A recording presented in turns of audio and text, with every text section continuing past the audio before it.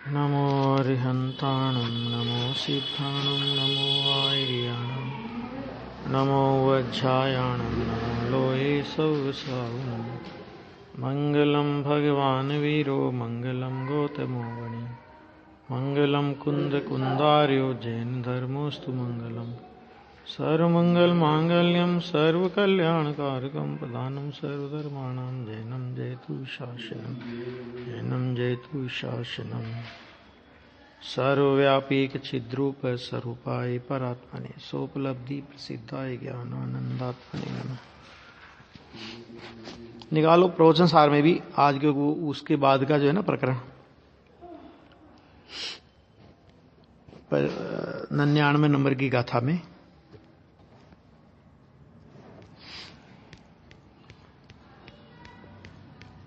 दो बात हो गई। आज मोतियों के हार का दृष्टांत देकर के उस बात को वो समझा रहे हैं। थोड़ा उसको मूल से अपन पढ़ते हैं पहले।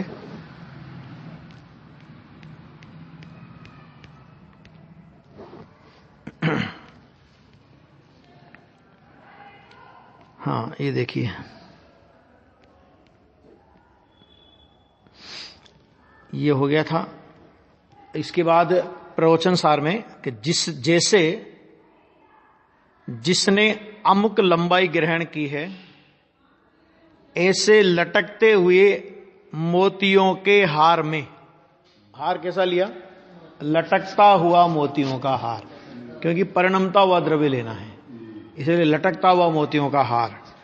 तो उस मोतियों के हार में अपने अपने स्थानों में प्रकाशित होते हुए समस्त मोतियों में अपने अपने स्थान में प्रकाशित होते हैं। जिस मोती को अपन ने पकड़ा, मान लो समझने के लिए 15 नंबर का मोती है, तो अपने अपने स्थान में प्रकाशित हुए मोतियों में पीछे पीछे के स्थानों में पीछे पीछे के मोती प्रकट होते हैं इसलिए, और पहले पहले के मोती प्रकट नहीं होते इसलिए, तथा सर्वत्र परस्पर अनुश्रुति का रचयिता सूत्र अवस्थित होने से त्रिलक्षणत्व प्रसिद्धि को प्राप्त होता है ना, ये दृष्टांत। इसी प्रकार जिसने नित्य वृत्ति ग्रहण की है, नित्य वृत्ति में नित्य स्थायित्व, नित्य अस्तित्व, सदा वर्तना, इसका 3 अर्थ नित्य वृत्ति के किए कि जिसने नित्य वृत्ति ग्रहण की है, ऐसे रचित माने परिणमित द्रव्य में, वहां लटकता हुआ हार लिया था दृष्टांत में, यहां परिणमता हुआ द्रव्य लिया, नित्य वृत्ति ग्रहण की है। नित्य वृत्ति माने अनादि अनंत वृत्ति। तो ऐसे परिणमित द्रव्य में अपने अपने अवसरों में प्रकाशित माने प्रकट होते हुए समस्त परिणामों में पीछे पीछे के अवसरों पर पीछे पीछे के परिणाम प्रकट होते हैं इसलिए, और पहले पहले के परिणाम प्रकट नहीं होते इसलिए, तथा सर्वत्र परस्पर अनुश्रुति रचने वाला प्रवाह अवस्थित होने से त्रिलक्षणत्व प्रसिद्धि को प्राप्त होता है। ये आचार्य देव का मूल शब्द है। बात वही है, बात तो वही है कि जो उनने बताया था ना पिछली बार, जो सिद्ध दृष्टांत में जो गठित करके जिस तरह दिखाया था, उसी तरह एक बार इसको भावार्थ भी पढ़ लेते हैं, फिर उसका देखते हैं कि प्रत्येक द्रव्य सदा स्वभाव में रहता है, इसलिए सत है, पहली बात। और वह स्वभाव कैसा है? तो कहते हैं उत्पाद वे द्रव्य रूप परिणाम है। जैसे द्रव्य के विस्तार के छोटे से छोटा अंश वह प्रदेश है, उसी प्रकार द्रव्य के प्रवाह का छोटे से छोटा अंश वह परिणाम है। और प्रत्येक परिणाम स्वकाल में अपने रूप से उत्पन्न होता है, ठीक, पूर्व रूप से नष्ट होता है, और सर्व परिणामों में एक प्रवाहपना होने से प्रत्येक परिणाम उत्पाद और विनाश से रहित एक रूप ध्रुव है। इस तरह एक परिणाम में उत्पाद वे द्रव्य सिद्ध किया। और उत्पाद वे द्रव्य में समय भेद नहीं है, तीनों ही एक ही समय में हैं। ऐसे उत्पाद वे द्रव्यात्मक परिणामों की परंपरा में द्रव्य स्वभाव से ही सदा रहता है, इसलिए द्रव्य स्वयं भी मोतियों के हार की भांति कैसा है, उत्पाद वे द्रव्यात्मक है। यह दृष्टांत दिया इसमें, और इस सिद्धांत को इसमें समझाया उनने। गुरुदेव श्री ने जो इसका स्पष्टीकरण किया वो बहुत अच्छा लिया। तो वो बहुत अच्छा लिया उनने कि हार में एक दो मोती नहीं है। हार का दृष्टांत क्यों लिया, कि हार किसे कहते हैं, एक मोती का नाम हार नहीं है, माना इसी तरह, क्योंकि परिणमता द्रव्य लेना है ना, तो एक दो मोती नहीं है, किंतु अनेक मोतियों का हार है, और वह हार जैसा तैसा नहीं पड़ता, परंतु लटकता हुआ लिया है ना। आचार्य देव के दृष्टांत में कितनी गंभीरता है कि लटकता हुआ हार, अलमारी में रखा हुआ नहीं लेना है हमको, लटकता हुआ हार, वो यूं यूं चल रहा, ऐसा लटकता हुआ हार लिया है। 108 मोतियों का हार लिया जाए तो उसमें सभी मोती अपने अपने स्थान में प्रकाशित हैं। 108 मान के होते, सभी अपने अपने स्थान में, जो मोती जिस नंबर पे है वो मोती उस नंबर पर अनादि अनंत, माने जब तक वो हार है ना तो वो मोती है ही वहां पे, और पीछे पीछे के स्थान में पीछे पीछे का मोती प्रकाशित होता है ना।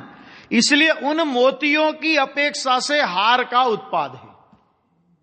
हार का उत्पाद किसकी अपेक्षा, मोतियों की अपेक्षा से।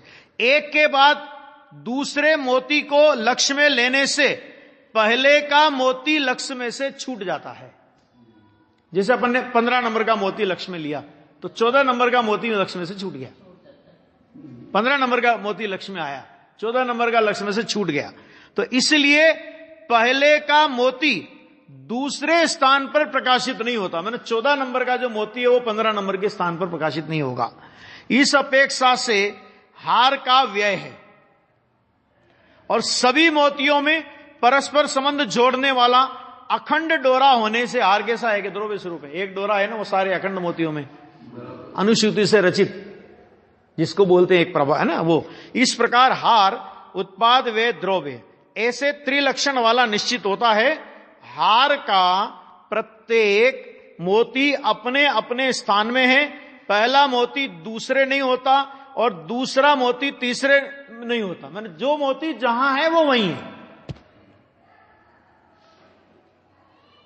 वो दूसरे के स्थान पर नहीं होता, दूसरा तीसरे के, मतलब एक भी मोती इधर से उधर हो तो माला टूटेगी।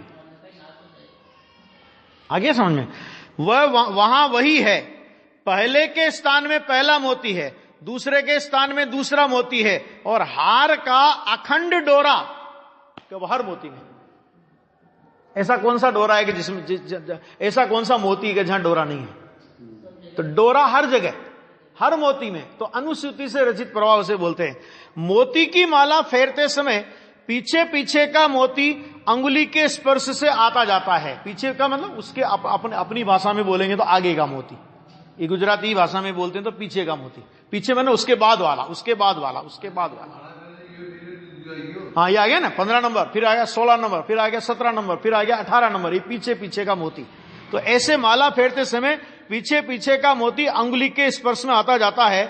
उस अपेक्षा से उत्पाद, जो जो मोती हाथ पे आता गया यूं यूं यूं यूं यूं आता गया उसको बोलेंगे उत्पाद। और जो हाथ में से खिसका तो वो वे है, और उसकी अपेक्षा से ये इसी मोती को वे, उसके वे रूप ये है, मतलब उसका वे करके ये प्रकट हुआ। तो ये कौन हुआ, ये उसके वे, ये उसके वे रूप। ऐसा अपेक्षा से, उस अपेक्षा से उत्पाद, पहले पहले का मोती छूटता जाता है, उस अपेक्षा से वे, और माला के प्रवाह रूप से प्रत्येक मोती में वर्तती हुई माला, हर मोती वो मोती है कि माला है,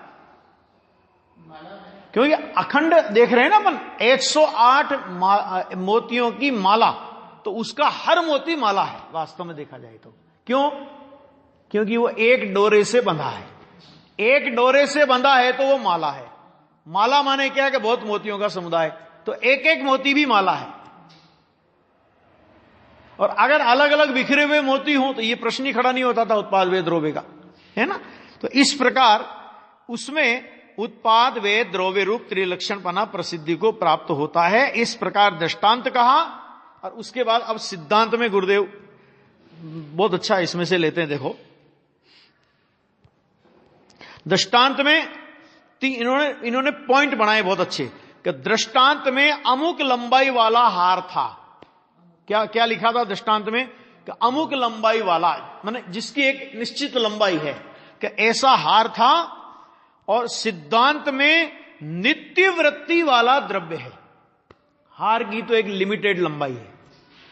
सिद्धांत को तो, उदाहरण तो सिद्धांत को समझाने के लिए होता है। हार की लंबाई तो एक निश्चित है, 108 मोतियों का हार। तो ऐसी पर्याय तो ऐसा नहीं ना, इतनी पर्यायों का द्रव्य। नित्य वृत्ति तो वहां अमुक लंबाई वाला लिया था, और सिद्धांत में लिया नित्य वृत्ति वाला द्रव्य। माने एक समय भी ऐसा नहीं रहता है कि जब भी द्रव्य में परिणमन नहीं हो गए, निरंतर ऐसा। दृष्टांत में लटकता हुआ हार था, सिद्धांत में परिणमन करता हुआ द्रव्य है। लटकता हुआ हार क्यों लिया? कि परिणमता हुआ द्रव्य बताना है। लटकता हुआ हार माने यूं नहीं, लटकता हुआ माने अपने हाथ में लटक रहा है? माला फेरता हुआ। लटकने का मतलब यूं खाली अपन ने लटका दिया डोरी पे, वो नहीं। लटकता हुआ माने अपने हाथ में यूं यूं करके अपन माला फेर रहे हैं ना, उसको लिया अपनी भाषा में, अपनी भाषा। और सिद्धांत में परिणमता हुआ द्रव्य लेना, ये। अच्छा, फिर क्या कहा? तीसरा पॉइंट कि दृष्टांत में मोतियों का अपना अपना स्थान था। जो मोती जिस स्थान पे है नंबर से, वो है। सिद्धांत में परिणामों का अपना अपना अवसर है, माने स्वकाल। दृष्टांत में मोतियों का नंबर था, है ना, और सिद्धांत में उस परिणमन का अपना स्वकाल है, अपना जन्म क्षण है, अपना उत्पाद क्षण है, और उस क्षण में वो परिणाम होता है। उत्पाद वे द्रव्य स्वभाव वाला संपूर्ण द्रव्य सत है, उसमें कहीं फेरफार नहीं होता। इस प्रकार संपूर्ण सत लक्ष्य में आए बिना ज्ञान में धैर्य नहीं होता। धैर्यता कहां से आएगी? कि भाई ये सारा व्यवस्था है और इस व्यवस्था में कोई बदलाव होने की संभावना है ही नहीं, तो धैर्य आ जाता है कि ठीक है, अब जब यही वस्तु व्यवस्था है तो इस वस्तु व्यवस्था को स्वीकार करके ही हम समाधान पा सकते हैं। वस्तु व्यवस्था में परिवर्तन करके कुछ नहीं कर सकते। ख्याल में? जहां अपना कोई बस नहीं चलता हो, वहां उपाय क्या है? कि समाधान ही एकमात्र उपाय है। समाधान कर लो, ऐसी व्यवस्था है, उसमें हम क्या करें? परिणमन की ये व्यवस्था है, उसमें कुछ नहीं कर सकते। तो धैर्य नहीं होता। जिसे पर में कहीं फेरफार करने की बुद्धि है, उसका ज्ञान अधीर, आकुल, व्याकुल है। ऐसा करो, इसका ऐसा करो, इसका ऐसा करो, इसका ऐसा करना, ये नहीं होना चाहिए, ये होना चाहिए, ऐसा नहीं होना चाहिए, वैसा होना चाहिए। ये 24 घंटे अधीर, आकुल, व्याकुल बना है। और सत जानने से कहीं भी फेरफार की बुद्धि नहीं रही। भाई सत वस्तु का स्वरूप ऐसा है ना, स्वभाव ही ऐसा है। अब अग्नि को कभी आपको ठंडा करने का विकल्प आता है?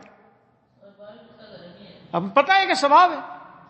कभी ये विकल्प आया कि चलो आज चीनी नहीं है घर में और आज अपने पास मिर्ची बहुत आई है घर में, तो चाय में वही डाल दो ना, क्या दिक्कत है? कभी विकल्प भी आता है क्या? क्यों नहीं आता?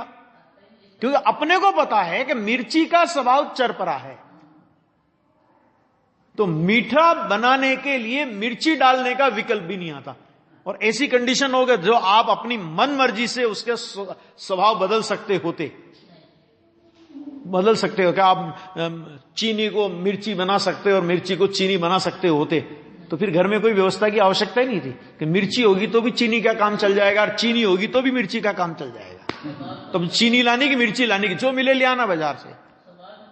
लेकिन ऐसा कभी होता नहीं, क्योंकि स्वभाव है। तो स्वभाव को निश्चित किया तो वहां धैर्यता आ जाती, फिर कोई टेंशन नहीं। इसलिए ज्ञान धीर होकर, और देखो धीर ज्ञान अपने में स्थिर होगा। जब तक व्यग्रता रहेगी, कुछ भी व्यग्रता रहेगी, स्थिरता नहीं हो सकती। अपन बोलते अरे शांति से बैठ तो जाओ, क्या माथा गर्म कर रखा अपना? नहीं बोलते। कोई बहुत आकुल व्याकुल हो रहा हो, ऐसा ये वो, अरे 10 मिनट बैठो शांति से। इसका मतलब क्या होता है कि धीर होगा तो स्थिरता होगी, और धीर नहीं होगा तो स्थिर नहीं हो सकता। और स्थिर नहीं हो सकता तो धर्म का पुरुषार्थ भी नहीं होता, क्योंकि स्थिर ज्ञान ही धर्म रूप परिणमन है। स्थिर ज्ञान का स्थिर होना, उसी का नाम तो धर्म है। और धर्म है क्या? ज्ञाता रूप से रह गया। ऐसा का ऐसा संपूर्ण द्रव्य उत्पाद वे द्रव्य रूप स्वभाव से सत पड़ा है। इस प्रकार द्रव्य पर दृष्टि जाने से सम्यक्त का उत्पाद, मिथ्यात्व का व्यय और हुआ, और तत्पश्चात भी उस द्रव्य की सन्मुखता से क्रमशः वीतरागता की वृद्धि होती जाएगी। अभी कुछ नहीं करना है, एक बार मिथ्यात्व का अभाव और सम्यक्त की उत्पत्ति होगी। अभी आगे क्या करना है? आगे तुझे कुछ नहीं, सहज ही तेरे द्रव्य स्वभाव के सन्मुखता के पुरुषार्थ से वीतरागता की वृद्धि होती जाएगी। आकुलता भी नहीं होती ज्ञानी को, और प्रमाद भी नहीं होता। अभी का अभी में ज्ञानी नहीं, मतलब एक वहीं श्री के वचनामृत में बहुत अच्छा बोला है, देखो कोई भी ज्ञानी होता है वो प्रमादी तो होता ही नहीं है ना, और पुरुषार्थी हो तो अगल अपनी भूमिका से आगे की भूमिका का पुरुषार्थ करेगा। भाई जो जहां है वहीं से तो आगे बढ़ने का पुरुषार्थ करेगा। तो उन्होंने कहा कि चाहे वो आगे बढ़ पाए कि नहीं बढ़ पाए, लेकिन उसका आगे की भूमिका का बढ़ने का जो पुरुषार्थ है, स्वरूप सन्मुखता की जमावट का जो पुरुषार्थ है, वो उसको इस भूमिका से नीचे नहीं गिरने देता। आगे की भूमिका नहीं बढ़े कोई बात नहीं, लेकिन आगे की भूमिका का पुरुषार्थ है सम्य दृष्टि है। और सम्य दृष्टि है तो श्रावक दशा के लिए प्रयत्नशील होगा, अथवा मुनि दशा के लिए, मुझे मुनि दशा प्रकट हो उसके लिए प्रयत्नशील होगा। तो कहते वो स्वभाव, और उसके लिए प्रयत्नशील होने का मतलब क्या है कि स्वभाव में जमावट बढ़ाना।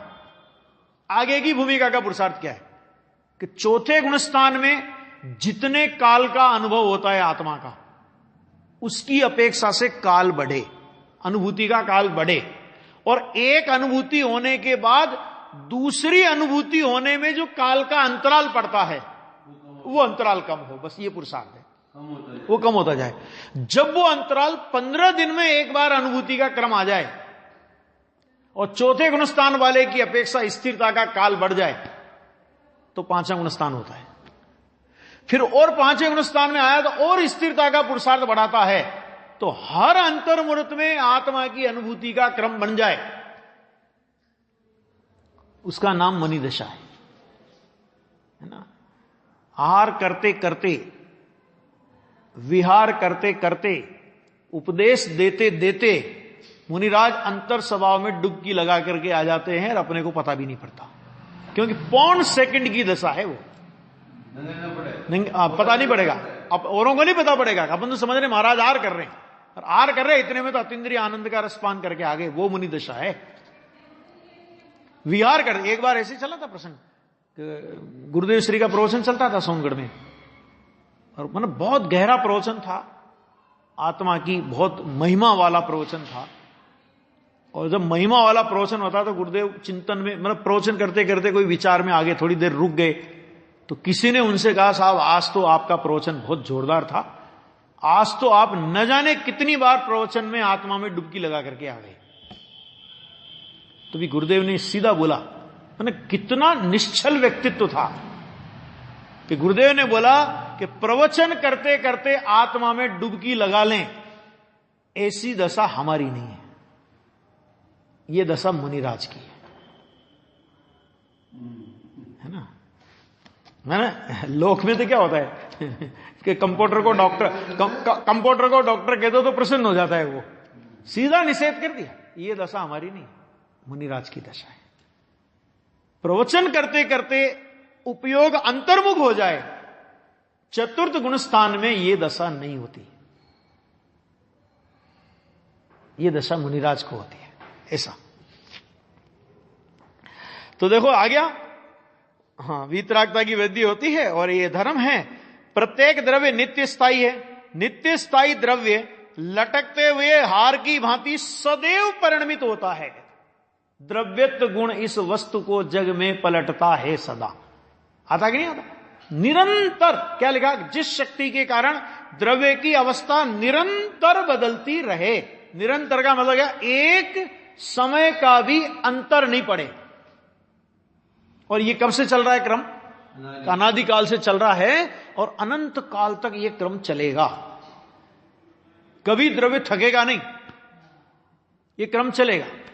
तो वो कहते हैं कि वो सदैव परिणमित होता रहता है और उसके परिणाम अपने अपने अवसर में प्रकाशित होते हैं, उसको कोई आगे पीछे करने की ताकत किसी की नहीं है। जिस प्रकार माला में मोतियों का क्रम निश्चित जमा हुआ है, बस माला के दृष्टांत से इतना लेना, मतलब माला में जैसे मोतियों की संख्या एक लिमिटेड है, ऐसे परिणमन की लिमिटेशन नहीं लेना यहां पर, खाली क्रम माला के दृष्टांत से, मोतियों के दृष्टांत से पर्यायों का क्रम समझना है, बस आ गया। तो क्रम निश्चित जमा हुआ है, माला फिराने से वह क्रम उल्टा सीधा नहीं होता। कोई माला ही उल्टी सीधी फिराए तो उसका तो कोई इलाज नहीं है, लेकिन माला फिराने से उन मोतियों का क्रम आगे पीछे नहीं होता है। कोई ऐसा सोचा कि मेरे को बहुत जल्दी है और 108 बार नमोकार मंत्र तो जपना है, तो 108 बार वाला मोती पहले आ जाए, बाकी का बाद में देख लेंगे, ऐसा कभी नहीं होता। उसी प्रकार द्रव्य के 3 काल के परिणामों का निश्चित स्व अवसर है। 3 काल के परिणाम क्यों लिया? 3 काल के परिणाम क्यों लिया? एक समय में एक परिणाम होता है, एक गुण का, या समग्र गुणों का परिणाम को एक द्रव्य का एक परिणाम कहो तो एक समय में एक, तो परिणामों की संख्या कितनी कि 3 काल के समय जितनी, उससे कम नहीं, उससे ज्यादा नहीं। अगर कम होंगे तो किसी काल में गैप रहेगा और ज्यादा होंगे तो एक काल में 2 परिणाम होने का प्रसंग आएगा। न तो एक काल में 2 परिणाम होते हैं और न किसी समय परिणाम में कोई गैप होता है। तो एक कहते हैं कि द्रव्य के 3 काल के परिणामों का अपना अपना जो अवसर है, कितना निश्चिंत कर दिया है। उस अवसर में ही वे होते हैं, आगे पीछे नहीं होते, ऐसा निश्चय करते ही ज्ञान में वीतरागता होती है। करके तो देखो, निर्भर हो गए ना, पर्याय के कर्तृत्व से निर्भर हो गई। आकुलता व्याकुलता होती थी पहले, अभी क्या हुआ कि जब सारे परिणामों का क्रम निश्चित और उसको बदलना संभव नहीं, तो उस परिणाम में परिणाम के प्रति निश्चिंतता आ गई, और जहां परिणाम में परिणाम के प्रति निश्चिंतता आई, वो परिणाम स्वभाव के सन्मुख हो गया। निश्चिंत परिणाम स्वभाव के सन्मुख होता है, यह है। और वीतरागता होती है, वह निश्चित करने में अपना वीर्य पर से विमुख होकर द्रव्योन्मुख हो गया, पर्याय मूढ़ता नष्ट हो गई। क्या हुआ? नष्ट हो गई कि एक एक परिणाम को क्या देखूं मैं, एक एक परिणाम को क्या देखूं? अनंत परिणामों का प्रवाह द्रव्य में पड़ा हुआ है। अभी बहन श्री के वचनामृत पे गुरुदेव श्री का एक प्रवचन अभी सुन के आ रहा था मैं, उसमें एक बहुत बढ़िया बात आई कि दृष्टि किसी भी पर्याय भेद को नहीं चिपकती। तो उसमें कहा गुरुदेव, बहुत अच्छा न्याय लिया, उन्होंने कहा कि दृष्टि एक एक पर्याय को क्यों पकड़े, जब सारा पर्यायी द्रव्य उसकी पकड़ में आ गया। नहीं आया समझ में? आपको सोने की खदान मिल गई हैं, तो जब पूरी खदान मिल गई तो आप ये क्यों करोगे भैया आपको सोने की खदान मिल चाहिए या आपको महीने में एक निश्चित सोना चाहिए? आप क्या लोगे? जब खदान मिल गई तो खदान लेंगे ना। तो जिसको खदान मिल गई वो एक एक ईंट सोने की का क्या करेगा वो? क्यों? क्योंकि बहुत सी सोने की ईंटें और बहुत काल तक निकालता रहे, ऐसी खदान उसके हाथ में। द्रव्य स्वभाव तो खदान है, एक समय की हो गया, किसी पर्याय मात्र को नहीं चिपकती। क्यों नहीं चिपकती? कि केवल ज्ञान हो गया तो क्या हो गया? केवल ज्ञान हो गया तो उस केवल ज्ञान को दृष्टि क्यों चिपकेगी? क्यों? क्योंकि केवल ज्ञान का कंद तो मेरे पास है, केवल ज्ञान का कंद तो मैं हूं। तो इस तरह एक भी परिणाम, तो यहां ऐसा जब एक एक परिणाम का नक्की किया ना, तो पर्याय मूढ़ता नष्ट। और सबसे बड़ा जो दोष है जीव का, वो पर्याय मूढ़ता है। पर्याय का ज्ञान और पर्याय मूढ़ता 2 अलग अलग चीजें हैं। पर्याय का ज्ञान तो ज्ञानी को होता है, और अज्ञानी को क्या होता है कि पर्याय के ज्ञान की बात करता है और पर्याय मूढ़ता का सेवन करता है। पर्याय का ज्ञान तो होना चाहिए ना, ज्ञान तो होना चाहिए ना। इस तरह उसका वजन ज्ञान के बहाने पर्याय पर जाता है, और ज्ञान के बहाने पर्याय पर वजन जाकर के पर्याय मूढ़ता खड़ी करता है। ज्ञानी को चूंकि द्रव्य स्वभाव का ज्ञान हुआ, तो द्रव्य स्वभाव का ज्ञान हुआ तो उस द्रव्य स्वभाव के ज्ञान में पर्याय का यथार्थ ज्ञान उसको होता है, क्योंकि द्रव्य स्वभाव ये मैं हूं और एक एक समय का परिणमन ये मैं नहीं, मैं पना छूट गया, पर्याय का ज्ञान रह गया, पर्याय में से मैं पना छूट गया। ये वहां पर कहते हैं पर्याय मूर्ता नष्ट हो गई और द्रव्य की सन्मुखता से वीतरागता की उत्पत्ति होने लगी। सामने वाले पदार्थ के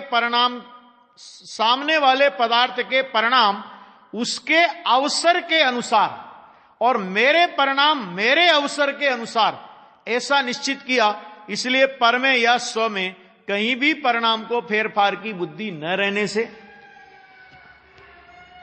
ज्ञान में ही एकाग्रता को प्राप्त होता है। इसी को धर्म और मोक्ष मार्ग कहते हैं। धर्म भी इसी का नाम है और मोक्ष मार्ग भी इसी का नाम है। एक और केवल ज्ञान के सामने, अभी बहुत अच्छा न्याय, एक एक न्याय बहुत अच्छा दे रहे हैं। देखो, एक और केवल ज्ञान के सामने द्रव्य के 3 काल के स्व अवसर में होने वाले समस्त परिणाम। केवल ज्ञान में तो कौन सा बाकी, एक समय का भी कोई बाकी नहीं है ना, समस्त परिणाम, और उनमें फेरफार होता ही नहीं, क्योंकि केवल ज्ञानी के ज्ञान में वो नक्की है। जो जो देखी वीतराग ने सो होसी वीरारे, वो नक्की है पहले से, अनादि अनंत काल से नक्की है।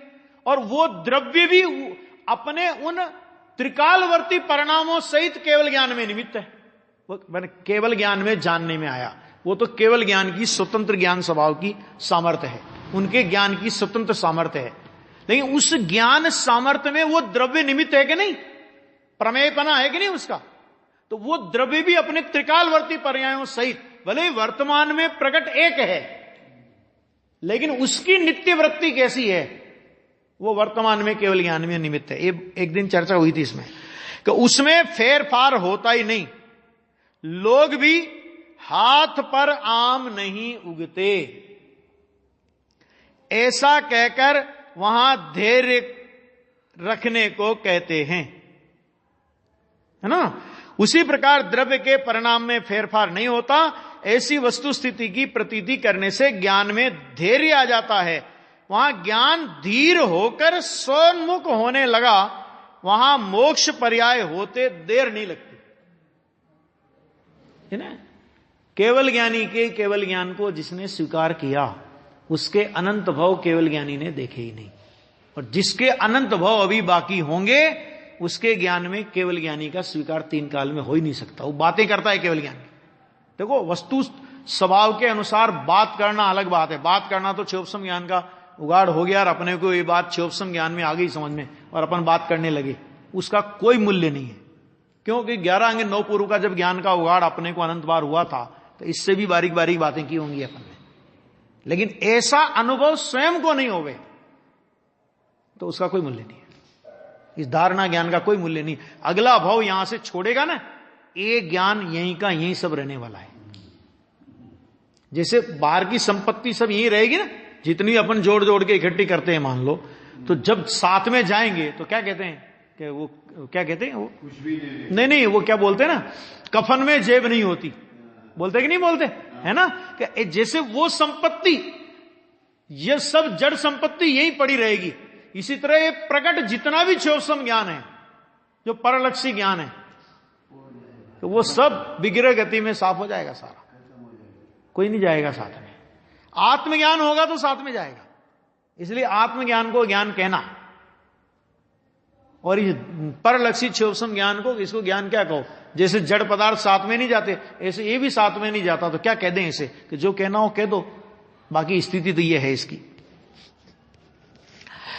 इस प्रकार क्रमबद्ध पर्याय की प्रतीति में मोक्ष मार्ग आ जाता है। क्रमबद्ध पर्याय की प्रतीति, एक क्रमबद्ध पर्याय शब्द में से कितने कितने न्याय निकलते हैं वो देखो जरा।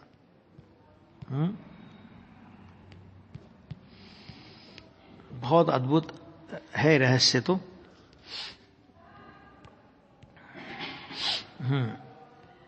देखो, ये फिर इन्होंने लिया, मोतियों की माला लेकर जब कर रहा हो, उसमें पहले एक मोती अंगुली को स्पर्श में आता है, फिर वह छूटकर दूसरा मोती स्पर्श में आता है। इस समय पहला मोती स्पर्श में नहीं आता, इसलिए पहले मोती के स्पर्श की अपेक्षा से माला का व्यय हुआ, दूसरे मोती के स्पर्श की अपेक्षा से माला का उत्पाद हुआ और माला रूप से प्रवाह चालू रहा, इसलिए माला द्रव्य रही। इस प्रकार एक के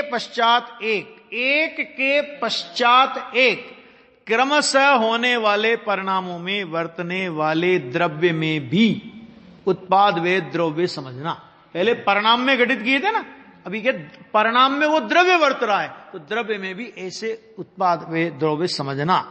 कोई कहे कि उत्पाद वे तो पर्याय के ही होते हैं और द्रव्य तो द्रव्य ही है, उसमें परिणमन नहीं होता।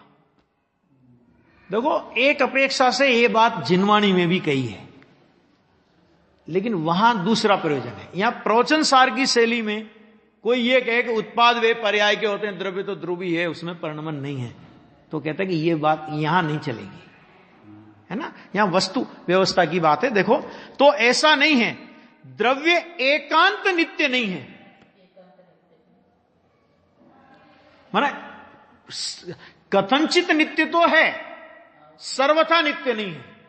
तो अब एकांत नित्य नहीं है, किंतु नित्य अनित्य स्वरूप है, और इसलिए परिणमन बदलने से उन परिणामों में बदलने वाला द्रव्य भी परिणमित होता है, वर्तने वाला द्रव्य भी परिणमित होता है। क्यों? कि पहले वो द्रव्य परिणाम में उत्पाद वे द्रव्य की पहले इस परिणाम में वर्त रहा था, अभी इस परिणाम में वर्त रहा है, अभी इस परिणाम में वर्त रहा है, इस तरह वो द्रव्य भी वर्त रहा है। ऐसा यदि परिणाम का उत्पाद होने में द्रव्य भी नवीन परिणाम रूप से उत्पन्न न होता हो, तो द्रव्य भूतकाल में रह जाएगा, अर्थात वह वर्तमान रूप से नहीं वर्त सकेगा, जबकि ऐसा होता नहीं, और उसका अभाव ही हो जाएगा। इसलिए परिणाम का उत्पाद वे होने से द्रव्य भी उत्पाद वे रूप परिणमित होता ही है। द्रव्य के परिणमन के बिना परिणाम के उत्पाद वे द्रव्य नहीं होते, और द्रव्य की अखंड द्रव्यता भी निश्चित नहीं होगी। देखो, इसमें एक बात और भी है, अपन सामान्य रूप से तो ऐसा बोलते हैं कि ये इस गुण की पर्याय है, जानना हुआ है, किसकी पर्याय है? ज्ञान गुण की पर्याय है ना। श्रद्धा हुई किसकी पर्याय है? कि श्रद्धा गुण की पर्याय है ना। दीपचंद जी ने निषेध किया इसका तगड़ा, अगर गुण की पर्याय होती ही नहीं है, सच में वो द्रव्य का ही परिणाम, मतलब परिणति द्रव्य से उठती है। अलग अलग गुण अपनी अपनी पर्याय अलग अलग, मतलब पर्याय का मतलब क्या कि वो अनंत गुणों का जो परिणमन है, वो अनंत गुणों का परिणमन वो सच में द्रव्य में से ही परिणमन उठता है चिद विलास में। और गुरुदेव ने 47 शक्तियों के प्रवचनों में इस विषय को बहुत खोला है। वो तो भेद से हम कहते हैं तो द्रव्य गुण की पर्याय कहने में आएगी, अभेद से अगर देखा जाए तो वो अनंत गुणों की जो पर्याय है सचमुच में वो द्रव्य की ही पर्याय है, क्योंकि गुण से परिणति नहीं उठती, द्रव्य से परिणति उठती है। आ गया? द्रव्य से परिणति होती है, वो अलग विषय है, थोड़ा चलेगा कभी। देखिए, इसलिए द्रव्य उत्पाद वे द्रव्य वाला ही है, पर्याय में ही उत्पाद वे है, और द्रव्य तो द्रव्य ही रहता है, उसमें उत्पाद वे होते ही नहीं। ऐसा नहीं है, क्योंकि ऐसा नहीं है, क्योंकि नहीं तो क्या द्रव्य तो वहां पड़ा रहा और परिणाम आगे बढ़ गया, ऐसा नहीं होता। परिणाम के उत्पाद वे द्रव्य में प्रवर्तमान द्रव्य भी एक समय में त्रिलक्षण वाला है, माने उत्पाद वे द्रव्य लक्षण वाला है। हुआ क्या है कि दृष्टि के विषय को और वस्तु व्यवस्था के द्रव्य को, माने वस्तु व्यवस्था में उत्पाद वे द्रव्य स्वरूप जो द्रव्य की व्यवस्था बताई, और दृष्टि का विषयभूत जो द्रव्य बताया, उसमें जिनको समायोजन करना आ जाता है, तो प्रवचन सार की यह शैली भी समझ में आ जाती है कि नहीं ठीक है, द्रव्य उस उत्पाद वे द्रव्य के साथ, प्रत्येक परिणाम के साथ द्रव्य भी उस वहां वर्त रहा है, और ये दोनों का समायोजन करना नहीं आवे तो ऐसा लगेगा कि कहीं तो कह देंगे अपरिणामी द्रव्य है, कहीं कह रहे हैं कि वो द्रव्य भी परिणमता है, द्रव्य के ही उत्पाद वे द्रव्य हैं, है ना। तो वो दोनों की जो अपेक्षा है वो अपेक्षा को बराबर समझ लेना चाहिए। अभी अपना समय हुआ।